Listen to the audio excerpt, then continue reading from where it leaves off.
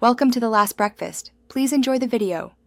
In this video, I will explain how to restore your MetaMask wallet. Your secret recovery phrase, often called a seed phrase, is the master key to your digital assets. It's a sequence of 12 words that unlocks your entire wallet. We'll walk through the simple steps to use this phrase to get your wallet back up and running securely. First, you need to find your secret recovery phrase. This is the 12-word sequence you received when you first created your MetaMask wallet. It's crucial to have this phrase readily available. Remember, this phrase is the only way to restore your wallet, so treat it with the utmost care and keep it completely private. Hey everyone, if you're finding this video helpful, please hit that like button and subscribe for more content. On another note, keeping your home clean is just as important as keeping your digital assets secure. Upgrade your clean game with the Shark AI Ultra Robot. Vacuum. It's voice-controlled and self-emptying.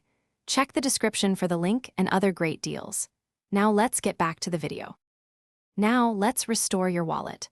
Open the MetaMask extension or app. Instead of creating a new wallet, choose the option to import using secret recovery phrase. Carefully type each of your 12 words into the provided fields, ensuring accuracy.